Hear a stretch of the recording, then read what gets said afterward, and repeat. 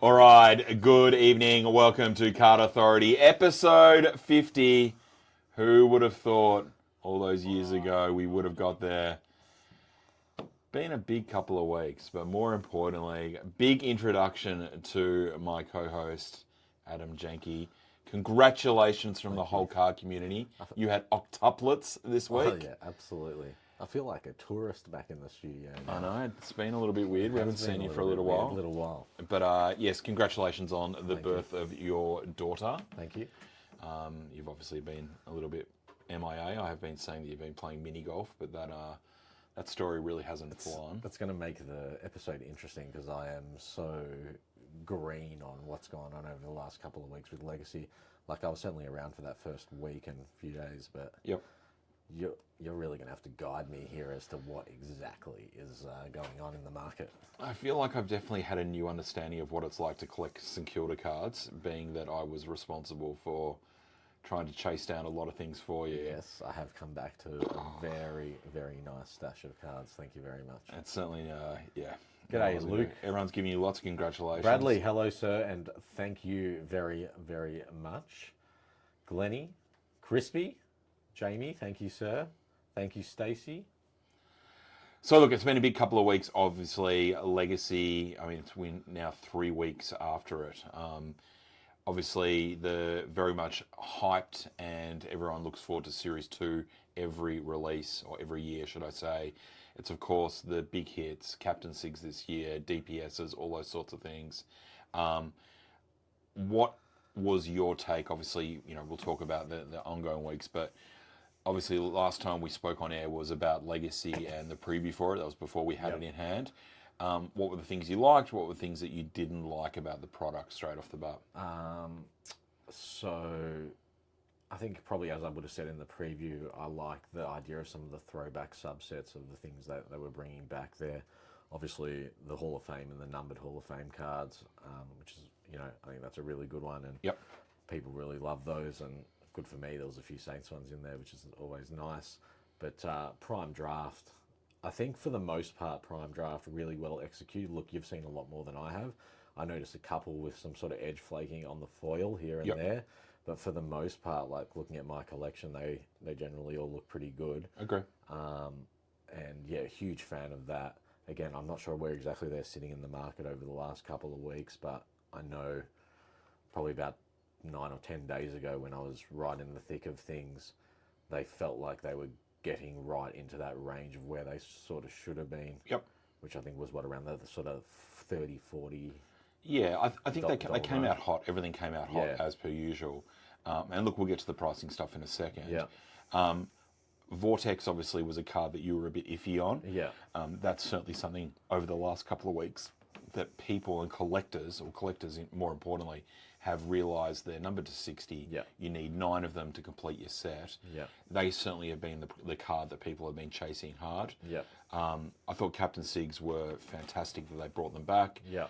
I mean, there's nothing you can do about who the captains of the clubs are. There probably was a slight lack of superstars. Yeah. Which we might have seen in It the past. doesn't feel like the strongest set of captains. And apologies to like Alex Pearce and his family. I mean, to be fair, I wasn't even aware he was the Fremantle captain before these Captain Sigs. But of course, the big boy cards of the release, the Daicos Triple Sig, which we'll talk about shortly, the Kevin Sheedy Hall of Fame. That is a card that obviously has long history with that set. Yeah. I must say, the signature, Kevin Sheedy's signature, is absolutely spectacular. Yeah. And it looks amazing on the card. And then, of course, the legacy cards. And at the time, we didn't know what it was, but 6 extra legacy historical players or veteran players were added in as well. Yeah. Peter Daicos, Kuda, Joe Watson, Richo,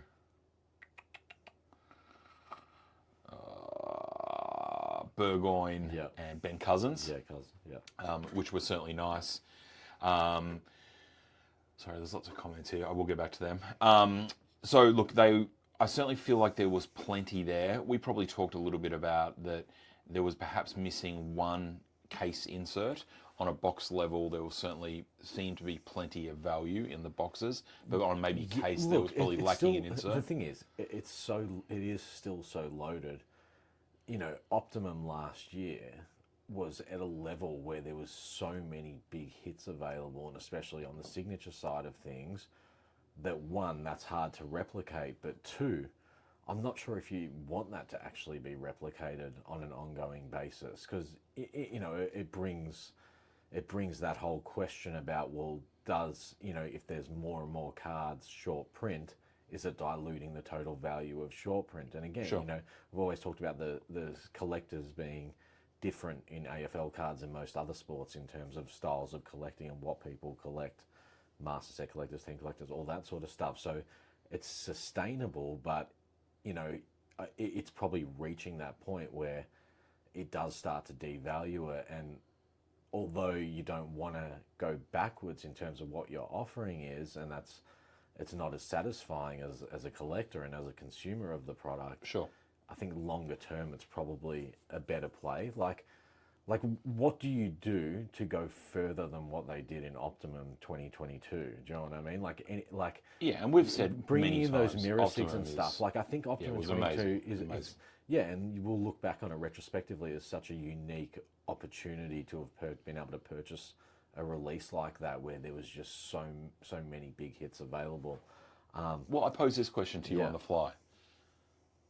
As the community is developing and as we are seeing different things and new initiatives from Select, more specialized products, things like that, is it actually time for us to move away from a traditional Series 2 release and somehow incorporate DPSs in whatever fashion it is in a different kind of release? I personally don't think so. But again, like I'm maybe a bit more conservative than you are in terms of my way of thinking with cards. I embrace change, but it still also scares me, certain aspects of it. And to me, like, there always has Series 1 and Series 2, for me, are the things that always have to be there. And it's part of the history of footy cards and of Select footy cards. And it's something that there should be an expectation that there's always going to be this cheap $3 to $4 a packet price point product. And then there's going to be a Series 2 targeted hobby product, which is still accessible and still affordable.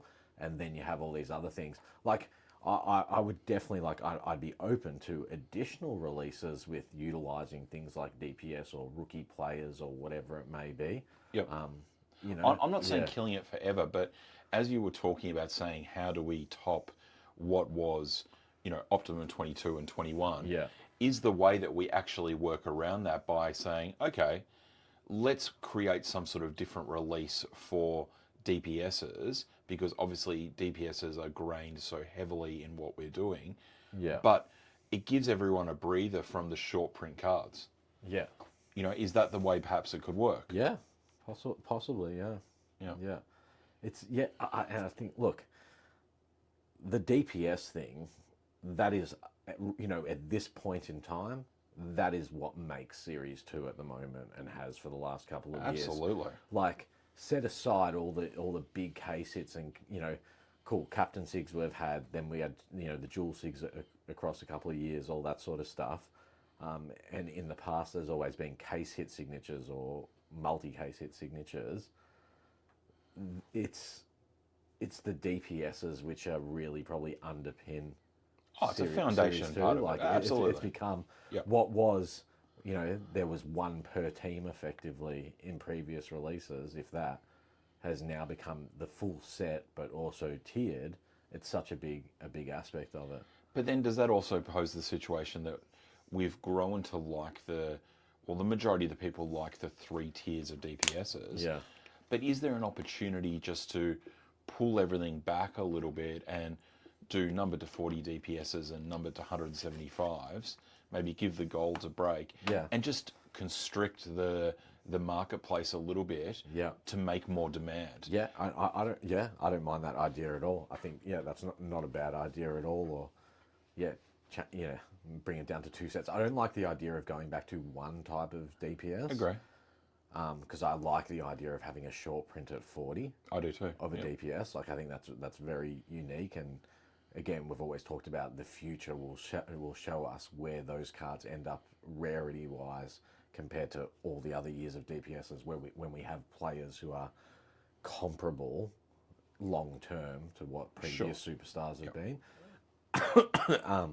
But I think so. The other thing is, if it was to come back to say like 2 DPSs, the other thing, and this is, again, it's probably a bit of a side topic, but it does relate to it. I think that I'd like to see the rookie emblems used on all cards of a first year player. So, do you know what I mean? So, like, for example, and again, I'm sure it's across multiple teams. I know for my own team, with St Kilda, for example, there's a Philippou DPS, Philippou rookie in this release. He has a Vortex, so the Vortex should probably be marked with rookie, and that probably then actually makes it a bit more desirable.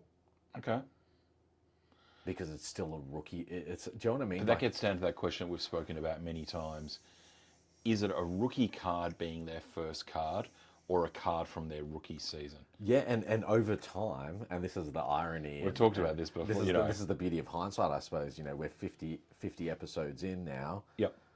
My thought process, and if we went back to old episodes, what I would have said publicly is probably changed a bit where my opinion was then to what it is now. And again, maybe that was me with that more conservative approach of, I was very adamant that a player's first card was not a rookie card, it was a rookie year card. And unless it's stamped with a rookie and RC or whatever on it, it's not a rookie card.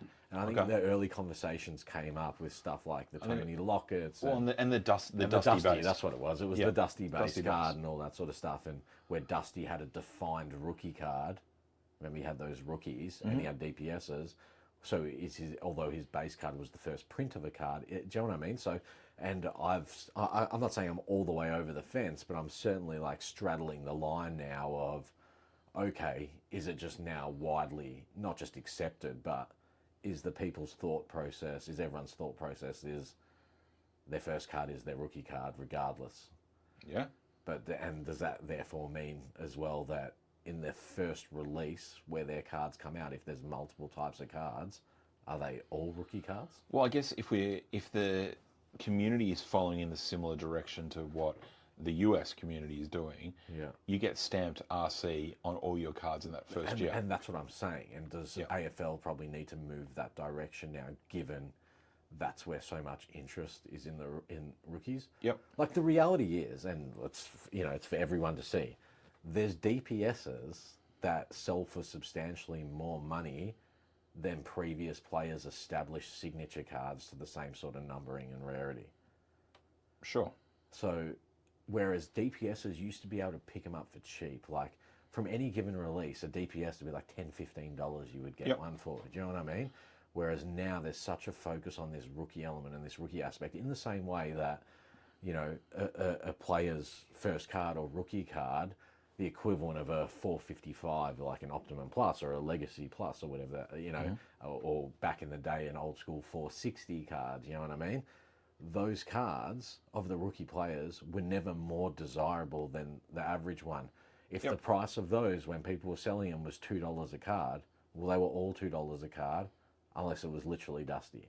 Like, or like in relative team terms, you know what I mean? Cool, Pies, Tigers were always more expensive, but whatever the baseline price of a certified 460 was, it didn't really matter based on the player, and it certainly didn't matter being a first year player. Whereas now, you look at like an a Legacy 455 card, and I'm assuming, and you would know better than me, but with what's going on with the sales, that the rookie players, the good ones, are far more desirable than anything else in that whole set. Absolutely, they're commanding more. Yeah, absolutely, and that's that speculative aspect of cards, and And Crispy just said, have I ever paid $15 for a Tigers DPS? Absolutely. Some of the older ones, I think, Reese Conqueror and I reckon does Delidio have one? Delidio, I reckon that card was worth peanuts. Yeah, those cards were not worth a lot of money at all. Yeah. So the short answer is they yes, are now though. Like people have gone back and because the speculation is more leading more into what is going on in the community. And this was happening up until pretty much 2020. Like again, like Max King in 2019, great example. You know, Yep. $25, $30 all day. Like, Yep. is what you were getting his DPSs for. Jared Now Oakley they're Nichols, worth that's it, hundreds. Mabbott. Yep. You know, like that's the thing. And so many players. Sam Walsh, like I definitely sold. I've said it before. Multiple Sam Walsh DPSs that I pulled at the time for sub $100, like Yep. $80 or something, and that was still like that was an extraordinary price compared to what everything else was costing. Absolutely. Yeah. So a few people are posting questions, and I won't read them all because it's all sort of similar theme. Collation. So obviously we've opened a little bit of stock here, Yes. and also a little bit on breaks. Yeah. Fundamentally, and it's human nature, if you open your box and you don't hit a Daicos Triple Sig or a Sheezel Platinum or a Captain Sig, you think that you've had a bust box. Yep. The reality is that's not the case. We all just want to hit the big hits, obviously. Yeah. But there is substantial value in a lot of the cards that are not the big hits. And we've obviously gone through spreadsheets and talked about this before. Do you think the collation, the way collation is being done, is different, better, worse, or the same, as it always has been? In short, the same. Yep. It feels the same. Do you think we're just seeing We it? see so much, and this is for everyone as well. Like obviously, as the model has changed of how people acquire cards and where boxes end up over the last couple of years, such a huge volume of product is in break format, so it's all on live stream and it's all playback as well. And as a result of that, the average person is seeing not just like double or triple, like it would be a massive multiple of the volume of box layout and what's coming out of sequences. Absolutely. Than what they would have in the past. So, and we're all in the same boat in that regard. So, and I think it's more SEC as well. You know, there's more people opening boxes on day one. Yeah, it's more prominent now. Yep. It's more prominent, but it's because everyone is seeing a lot more volume. Like everyone's privy to much more of what's going on. So, but it feels the same. Like it feels like to me, like there's good boxes and bad boxes. But it's always like, and we've discussed it to the nth degree. Like this is not like a line of people that are individually packing each packet into each box or anything like that. There's different parts of the production line and the processes. So there has to be a map, basically a preconceived map, which works out how everything's laid out in terms of its printing, what is cut, when it's cut. When it goes into the hoppers, when it gets inserted into packets, how those packet insertion into boxes take place. So there's always going to be a limited amount of different types of sequences in each category. So exactly as I said, a different amount of sequences of cards that go into each packet, base cards with the base level numbered card. Sure. Then a different one for the different type of insert. Then a handful of different sequences. Well, it's basically different maps. Yeah, and a handful of different sequences of the packets that go into the boxes. Do you know what I mean? So and that's the thing. I think maybe people have in their mind there's like hundreds of different variations, but there just can't be. Well, you could write infinite maps. Yeah, but it would just never get done. Like it's counterproductive. That's right, and then it starts to affect the ratios as well. Of the probability, like the true probability changes. So, do you think that also then gets a little bit back to what we were just saying about how Optimum 21 or 22 was so strong that we're just so used to getting maximum and massive extracted value that when we suddenly don't hit those bigger boxes, it feels like, oh, that's bad collection. Look, I think it's more like, I'll tell you where I think the problem actually lays, and I don't know what the solution is. It's the predictability aspect. And again, I'm not looking at the comments. I don't know if anyone's said anything about it, but it's the notion that, let's say in Legacy, you get an All-Australian and you're flat because you know nothing else good is coming. Yep. You know, your best case scenario in that instance is a good DPS, which, don't get me wrong, can be a huge hit, but like, it's a bit flattening. Do you know what I mean? It's funny. So obviously, you weren't around, but for about a week and a half, we would talk about that on breaks, that an All-Australian come out and the great Jimmy Lawson from Laos would say to us, oh, that box is dead. Yeah. The funny thing is, about a week later, we had this huge swing that as soon as an All-Australian came out, a Platinum came and then a Metal card came. So it was definitely some different part of the mapping or the collation that clearly, you know, and obviously we get boxes from everywhere. Yeah. It shifted. It shifted, interesting. So, you know, it went from us being really, really flat to, oh, hang on a sec, we're live here. You know what I mean? Yeah. And again, I don't know if that's just a little bit of recency bias and things like that, but yeah, it's definitely an impossible situation to completely solve. And I mean, the reality is we can't have a monster in every box. It just doesn't work that way. Yeah. Sorry, there are some lots of comments. Look, I think, Glenn, the producing in China really has nothing to do with it. You know, I'd rather pay an extra $50 per box to know I don't have the same cards in the boxes. I mean, I think that's just when you produce 8,400 boxes or whatever it is, there's going to be some boxes that double up. The producing in China has nothing to do with it. It's just cost. You know what I mean? Yeah, it's probably also, I think there's probably a security aspect to it as well. So yeah, and Selective talked about this before, that, you know, the reason they don't produce in Australia is because, like with other companies that do, stuff goes out the back door, things go missing, there's leaks, all that kind of stuff. So I think whether it's China or it's Australia or whatever, that doesn't really have, it's not really related to this. Yeah. Just in my opinion. How much would Select make if you just did team versions of sets? Limited. I don't know, Justin. That's Glenn McAllister's a good one, saying that in certifies was same with the metal cards. Yeah, it was. And to be honest, Glenny, like that's what I was saying. It's pretty much in every year you're going to find it. It was last year as well in Optimum, the All Australian, the double All Australian was the killer. Yeah. So if you got, but it was actually a number to 80 and it was a number to 195. if you got both, that's right. If you got both All Australians, that was the one. And again, I don't know if I've never actually thought about if there's a solution how they can get around it. It just means basically that you would end up with boxes that would have a case hit plus an All Australian, and you would have boxes that would have nothing. Yeah. Completely dead box. But there would always be something that would trigger the way the mapping works. Yeah. It might be a certain team leader or it might be a certain and this whatever. is the problem. Then the quick, easy answer is, okay, well, rather than having a dead box, then add more hits in.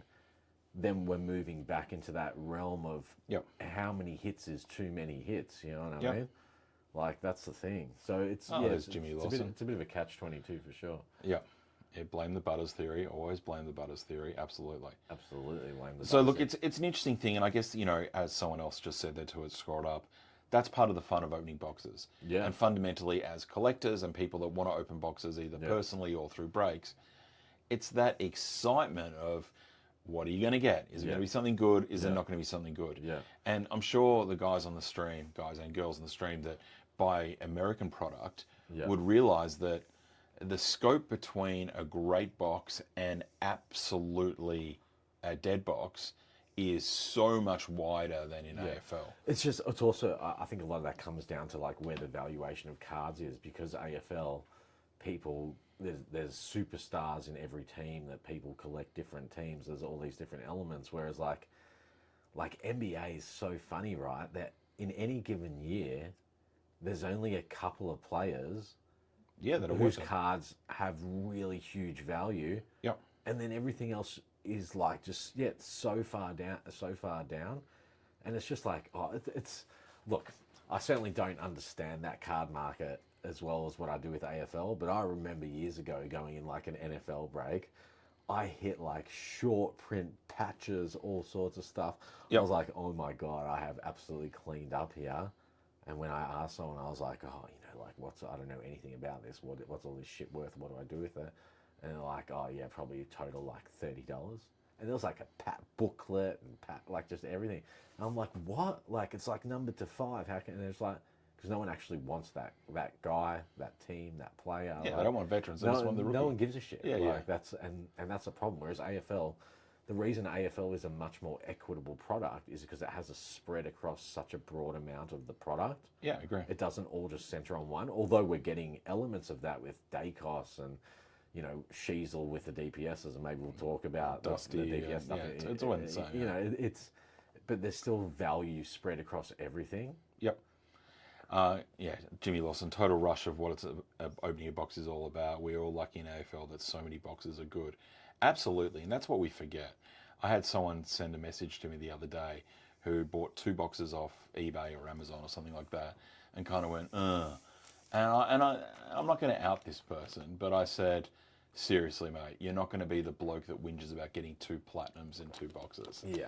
You know what I mean? We all just You know are what? so. And thinking all the way back to 2021, we talked about this at the time. Yeah.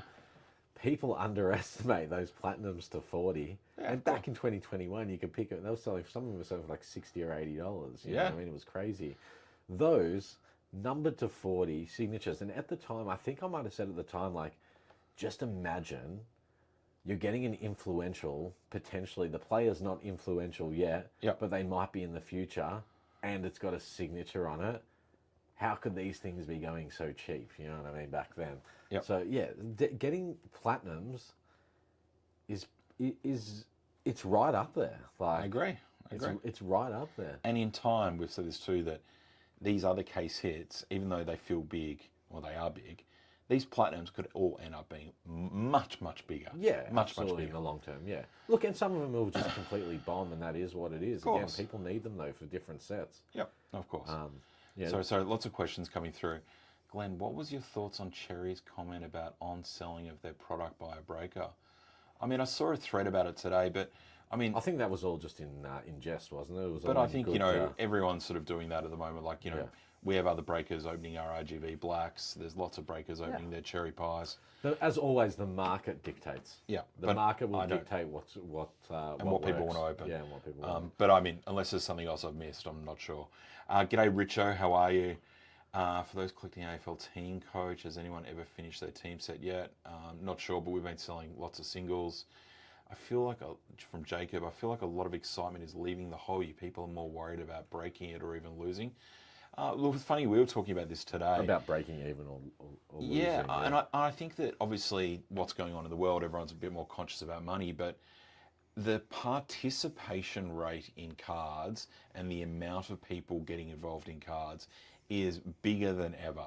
Yeah. Are people not spending as much as they did during COVID? Maybe.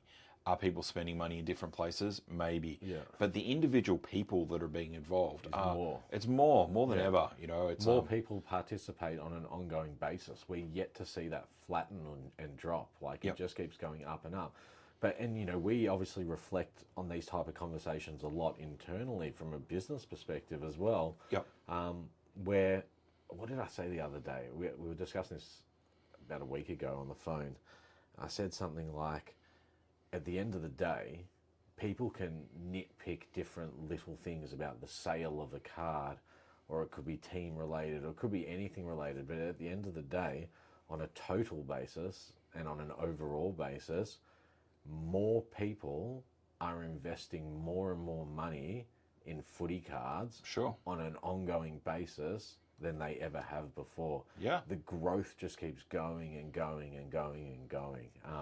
Which is it's forget about interesting. It's such a really good sign for the outlook of footy cards. We talk about, you know, we've had this conversation before that Supremacy 21. We were like, there's no way these booklets are going to be any more than about $1,500 each. Because it was on the basis that of previous stuff. Yeah, who would spend? But it wasn't just. Hang on, let me finish. Let me finish. And then suddenly, bam, $2,500. All these booklets are selling. Yeah. Fast forward a year. A Daicos Triple Signature comes out, people aren't even blinking that this is a $2,500 or $3,000 card. Yeah. It's just like the norm. Yeah, well, and that whole thing. shows the shift that people's average spend and what they are prepared to spend is far more. Far more. But your outlay is much more, and people's like you can't get it twisted. It's not on the basis of like people having to spend the money. They choose to spend the money. So like there's this whole notion of, oh, this is bullshit. I don't want to collect cards anymore. I'm stopping being a collector because there's too many cards, or the cards are too good or too big or too short print, whatever it is. Yep. People are choosing to keep going, and like that's the reality of it. So where someone may have spent in a year, 5 years ago, it cost you $2,500 for the whole year to do your set. Yep. It's now costing you $10,000, $15,000.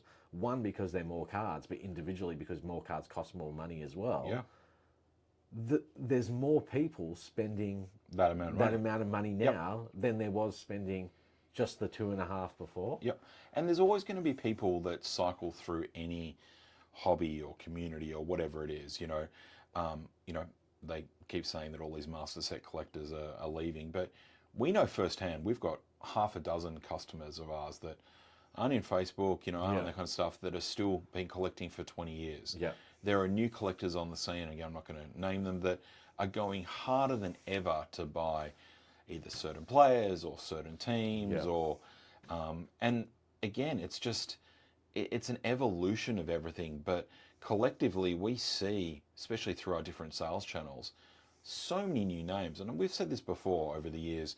We used to know more and more people, or most of the people. Most of the names now we don't even recognize. And, we've got our eyes over so many different aspects. Yeah. There are so many people.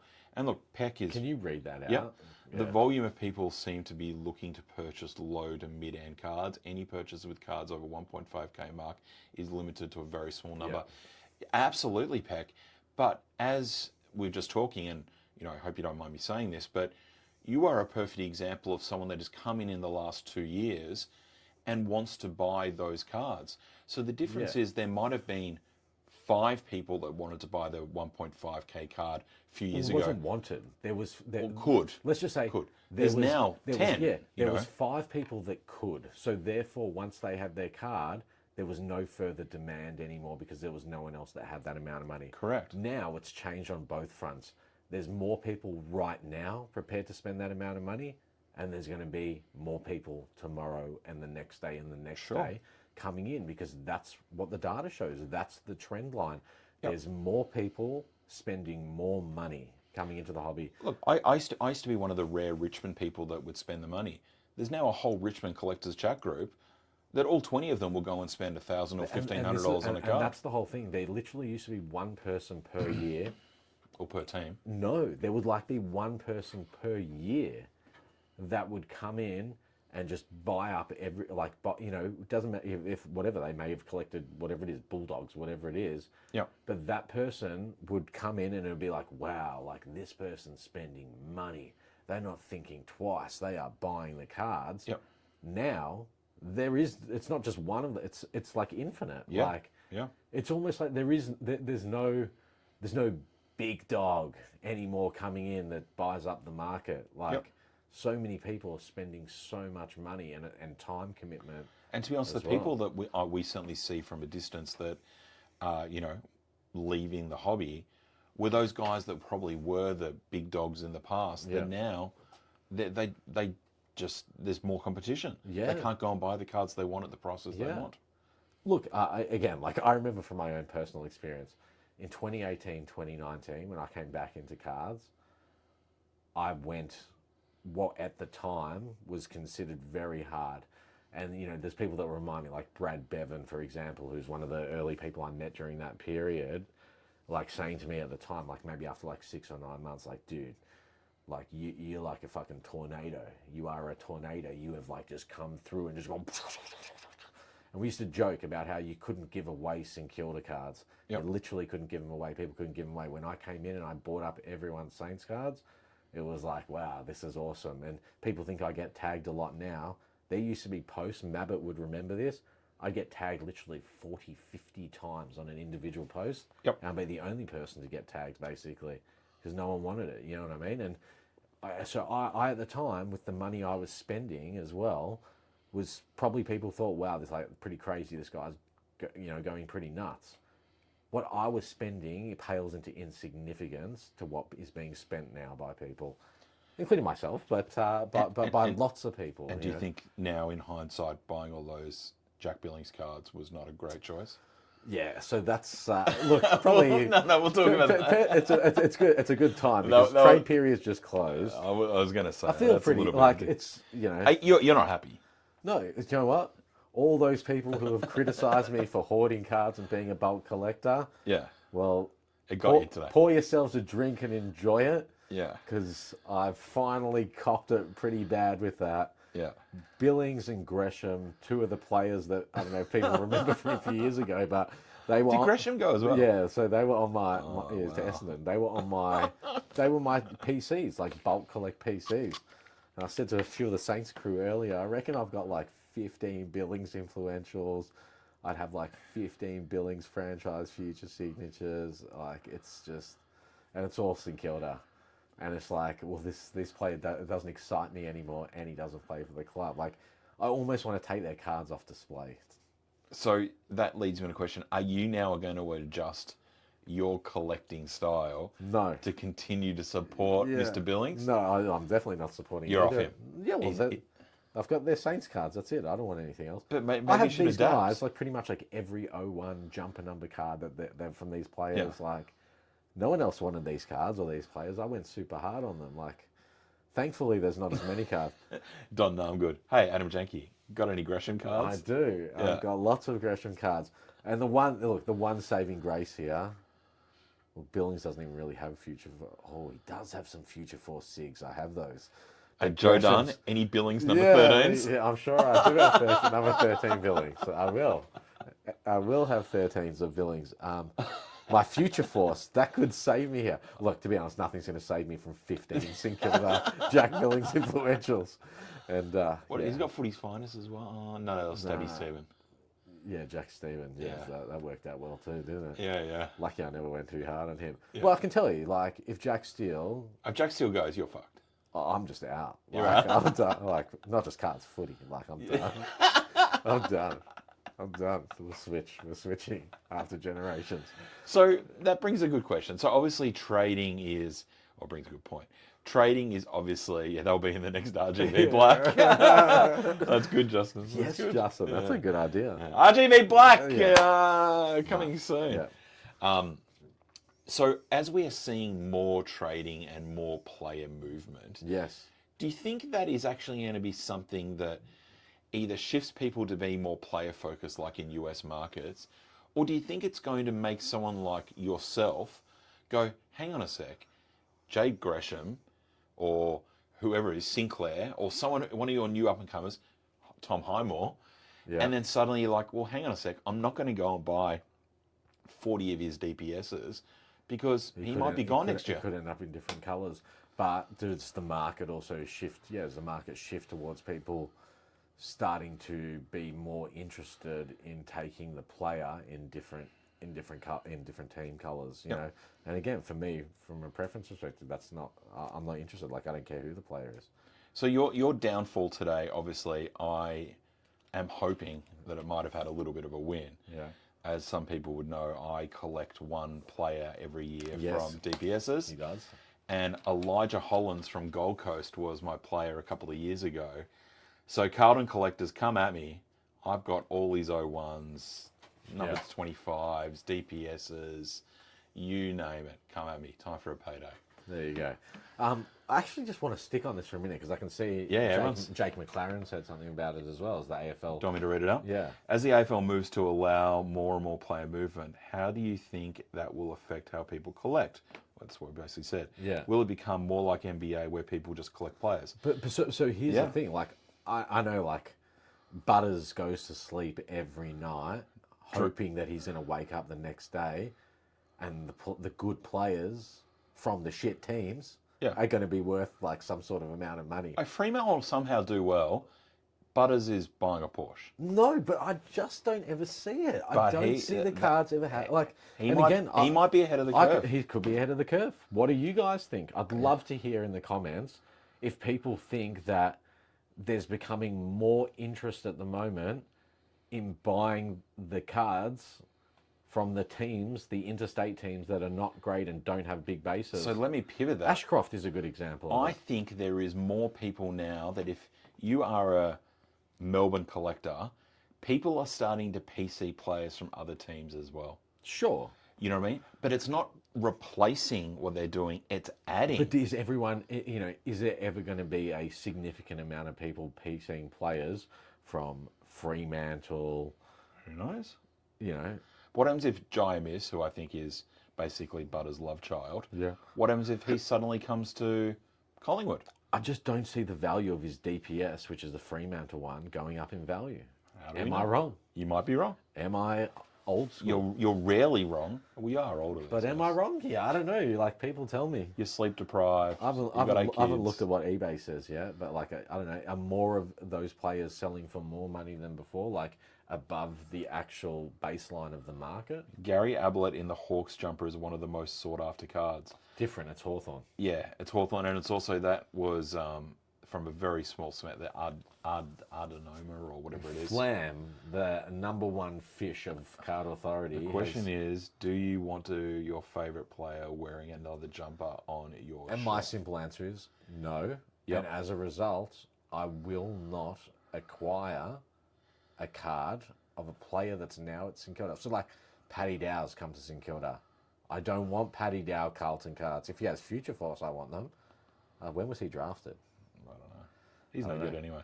But Paddy Dow, like, I only want his Saints cards moving forward. But there's other people that are obviously... Is there going to be some shelf space made tonight when you get home? Is there going to be a Billings protest? This is what's crazy. So there isn't going to be a Billings protest, but I did think about this on my way in here in the car. I literally thought about this because I'm having spatial issues. How many shelves have you got of Billings? No, none. But it's more like I don't want to pull Billings. I've got a full master set of Supremacy on display, so I can't just take his franchise future out. I can't take his influential out because it'll take the balance off with the other influentials, But so currently for 2021, 2022 Optimum, on one of my shelves, I have each of the platinum DPSs, but none of the other types of DPS, but one of every platinum. Yep. Now that St Kilda's offloaded a couple of players from those last 2 years, do I get rid of those other ones off the shelf, those players, because who cares about them, and actually repopulate them with the one? So do I get rid of Oscar Adams platinum, and do I end up with Mitch Owens gold, platinum, and copper? Because did they delist Oscar Adams? I'm pretty sure. If they didn't, he's never getting a game. Yeah, he's gone. He's the drink driver, isn't he? Yeah, he's gone. He's not playing, But do you know what I mean? Like, it's a bit of a conundrum. It's an interesting problem to have, a real first world type of problem. Well, I mean, I look forward to watch this space. Did Jankie get the jumper number steal captaincy? Can't comment. It's classified. My bank account doesn't look that great, though. Yeah. Let's put it that way. Come on, Michael. You know by now, very rarely, even if I'm not online and I'm changing a nappy, that was one of the words. There it is. Yeah. Nappy, oh, God. There you go. It seems like a good time for you two Pelicans to make a finish higher bet for Saints Tigers next year. It's going to be Saints Tigers. What are we thinking? Tigers. Saints by a mile. Yeah. Saints top 4 next year. Oh my God. This is why your sports bet account is so good. Yeah, Saints top 4 next year. Tigers are cooked. The Tigers need to rebuild the dynasty. The question is, St Kilda may never get to a premiership before the Tigers rebuild the dynasty. Yeah, that's very likely. So, Stacey, what did you call your daughter? Machito. No, it's yes, Machito is definitely one of the choices. Machito's the Chloe. Chloe is her name. 3 older brothers. Look out, future suitors. Yeah. Yeah, I think St Kilda will be right for the next couple of years over Richmond. Richmond have got a little bit of a build-up. Yeah, and look, there's a bit of a swing on with teams at the moment as well, and who's moving up the success. Yeah. Part of their build and stuff at the moment. So we should start to see some movement. If you're a in Hawthorn cards. or a Port or a Sydney or a North Melbourne or Essendon supporter, Carlton, you can feel really, really happy with what they've done at the draft, which gives you new hope for what's going to be the start of the year. Yeah. I mean, St Kilda will probably still be shit, but we're building. You're building. But I mean, it gives hope to collectors and supporters right this time. Like Richmond have done fuck all in the trade. Yeah. So, I mean, how are we improving? But some of those other teams that I mentioned, crazy. Yeah, very good Flam. Matty Lloyd told us Tigers had to rebuild in 2016. That's true, Crispy, but Matty Lloyd, you wouldn't sort of take his advice on too many things. He's a bit of a pelican. He did say Max King was going to be the greatest. We're still waiting. Yeah, that hasn't really worked out. It's coming, though. Yeah. The King train is definitely coming. What do we think is coming release-wise for the rest of the year? So Supremacy 2023?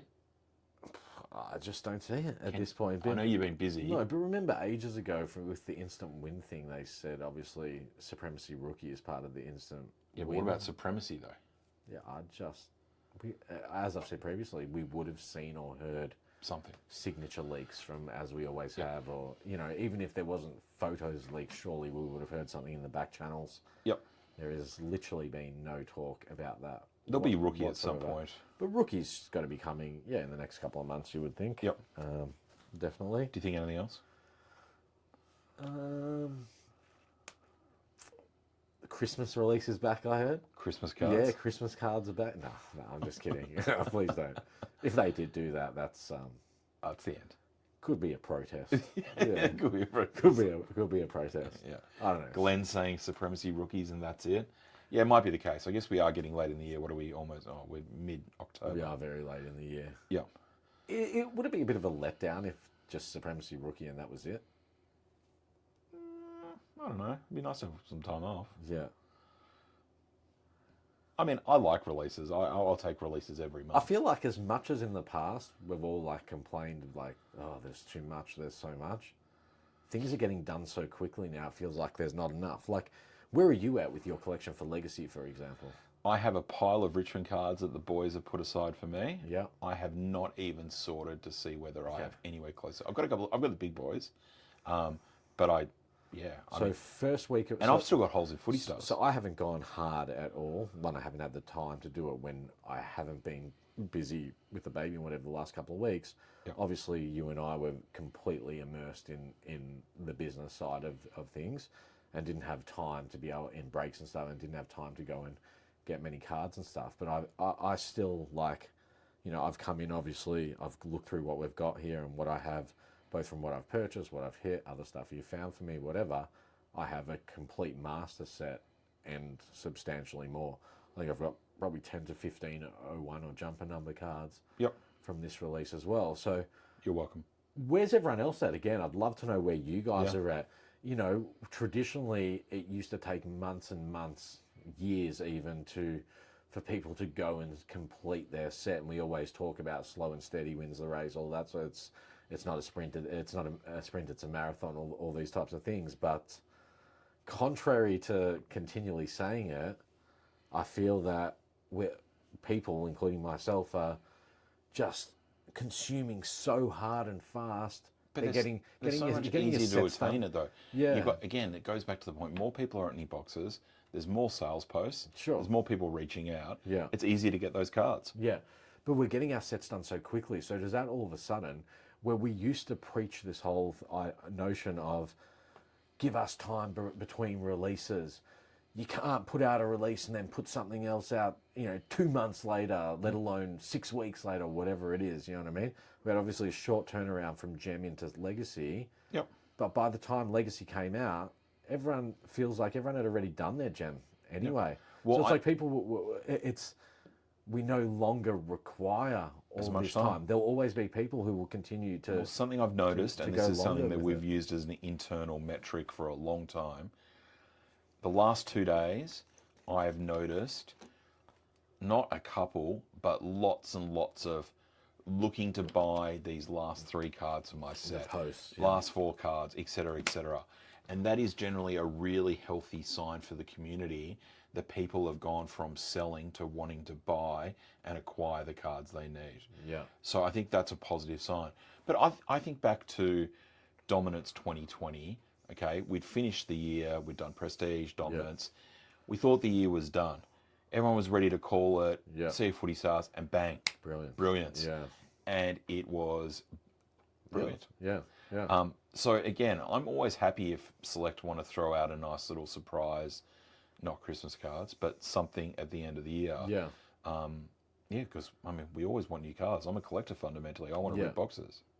Well, but again, it feels like I don't want to be waiting now all the way till like March or whatever next year. Yeah, to Footy Stars. Yeah. For Footy Stars to come out.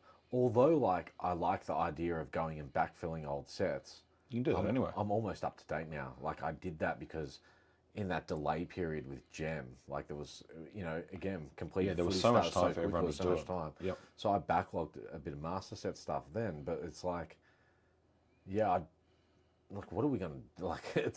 We're going to be pretty bored from that period through. So You should go and have another kid. no, but it's also like rookie. Like rookie's going to come and go so quickly when it does come. Yeah, it's not a big Like, chase for everyone. It's such a limited product as well. I'm trying to remember what they did last time. It's like with the 2,000 or 2,500 boxes, and Was last SEC get year's a crack at it. Yeah, SEC had the first crack, and then there was a super limited amount. Well, whatever gets left over, SEC don't claim. But Yeah.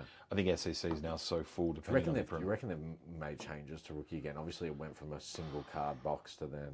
No, they went and then 4 card box last year. Yeah, that's right. So there was the 25 and then the 375s. Yeah. I mean that. Oh, that's right, because the original 85s were part of Supremacy 2021. Correct.